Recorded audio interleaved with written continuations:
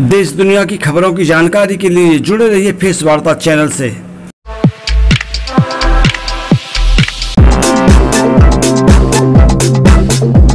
मनोज पंत का क्या मामला था, क्या हुआ है हाईकोर्ट में? पूरा प्रकरण यह है कि इंस्पेक्टर मनोज पंत सेक्टर 20 थाना नोएडा जनपद गौतम बुद्ध नगर में थाना प्रभारी के रूप में वर्ष 2019 में तैनात थे।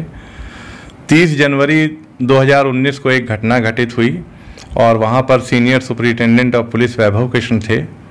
इनके खिलाफ एक एंटी करप्शन का मुकदमा जो है वो कायम किया गया 30 तारीख को उसी थाने में, और उसमें जो है 3 इलेक्ट्रॉनिक्स मीडिया के जो जाने माने वहाँ के पत्रकार हैं उनका नाम भी शामिल किया गया और इनके ऊपर से 8 लाख रुपए की गलत तरीके से रिकवरी दिखा करके इनको अरेस्ट करके सारे लोगों को जेल भेज दिया गया। 2-3 महीने जेल में रहने के बाद मनोज पंत को इलाहाबाद उच्च न्यायालय ने जमानत दी और जेल से छूट के आने के बाद इन्होंने इलाहाबाद उच्च न्यायालय का दरवाज़ा खटखटाया और निलंबन आदेश दिनांक 30/1/2019 को इलाहाबाद उच्च न्यायालय में चुनौती दी। मामले की सुनवाई अश्विनी कुमार मिश्रा जी की अदालत में हुई। कोर्ट ने इंस्ट्रक्शन सीख करने के लिए राज्य सरकार के वकीलों को टाइम दिया और उसके बाद पुनः मामले में सुनवाई हुई। सुनवाई में मामले के दरमियान सुनवाई में न्यायालय ने यह पाया कि इनका सस्पेंशन आदेश जो है वो इन अकॉर्डेंस विद लॉ नहीं था, क्योंकि सस्पेंशन आदेश इंस्पेक्टर का पारित करने के लिए DIG/IG उसकी अपॉइंटिंग अथॉरिटी है, वही पारित कर सकती है। और दूसरा आधार ये लिया गया था कि बगैर प्रारंभिक जांच के 30 जनवरी को इनको सस्पेंड कर दिया गया था, जो कि यहाँ इलाहाबाद उच्च न्यायालय की जो फुल बेंच है उसके आदेश के विरुद्ध है।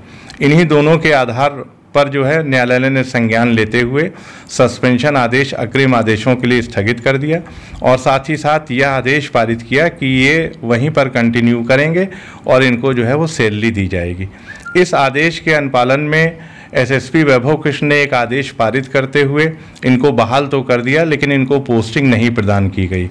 और दूसरा SSP वैभव कृष्ण ने एक और आदेश पारित किया, मीडिया में विज्ञप्ति जारी करी जिसमें उन्होंने ये लिखा है हाईकोर्ट के ऑर्डर का इंटरप्रिटेशन किया। इन सब आदेशों के बाद मामले में पुनः सुनवाई जो है अंतिम रूप से हुई और अंतिम रूप से सुनवाई होने के बाद कोर्ट से एडिशनल एडवोकेट जनरल ने यह टाइम लिया कि इस ऑर्डर को हम रिविजिट करेंगे। अंतोगत्वा जो है SSP ने इस आदेश को जो है वापस ले लिया, क्योंकि ये आदेश गलत था। और वापस लेने के बाद निलंबन आदेश वापस लेने के बाद कोर्ट ने यह आदेश पारित किया कि क्योंकि निलंबन आदेश स्वयं SSP वैभव कृष्ण द्वारा वापस ले लिया गया है, अतः यह याचिका अंतिम रूप से निस्तारित की जाती है। और 2 डायरेक्शंस दिए। पहला डायरेक्शंस तो ये दिया कि मामले में जो है कानून के तहत विभागीय कार्रवाई की जाए और दूसरा ये किया कि इनके वहाँ पोस्टिंग के विषय में अप्रोप्रिएट ऑर्डर जो है वो सीनियर सुपरिटेंडेंट ऑफ पुलिस जो है वो पारित करेंगे। इस आदेश का अनुपालन नहीं किया गया SSP वैभव कृष्ण द्वारा, क्योंकि न तो निलंबन के पीरियड की इनको सैलरी प्रदान की गई और न ही इनको पोस्टिंग प्रदान की गई। इसके बावजूद इन्होंने एक स्थानांतरण आदेश इनका जो है DO लेटर लिख के नोएडा से गोरखपुर जोन करा दिया गया।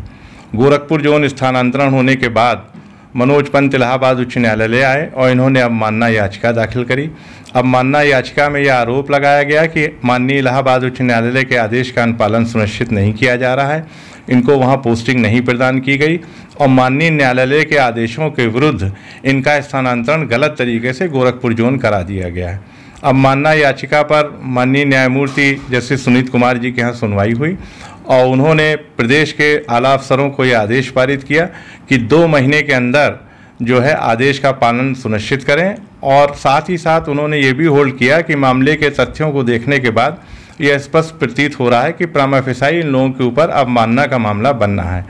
2 महीने गुजर जाने के बाद भी मनोज पंत के प्रकरण में उनको वहाँ पर पोस्टिंग नहीं प्रदान की गई, न कोई आदेश पारित किया गया और उनके उस पीरियड की सैलरी भी नहीं दी गई। अतः पुनः मनोज पंत ने इलाहाबाद उच्च न्यायालय में एक याचिका अवमानना याचिका दाखिल करी, जिसमें मामले की सुनवाई honourable justice MC Tripathi ji की अदालत में हुई। माननीय न्यायालय ने यह पाया कि प्रथम दृष्टया देखने के बाद ऐसा प्रतीत होता है कि इन अधिकारियों द्वारा अवमानना की गई है, अतः इनको एक अंतिम अवसर प्रदान करते हुए 6 सप्ताह का समय दिया जाता है कि माननीय इलाहाबाद उच्च न्यायालय के आदेशों की अवहेलना ना हो और उसका अनुपालन जो है सुनिश्चित करें जो है। अन्यथा की स्थिति में मनोज पंत को कोर्ट ने यह लिबर्टी दी है कि वो 6 हफ्ते बाद पुनः माननीय न्यायालय में अर्जी दाखिल करके याचना कर सकते हैं।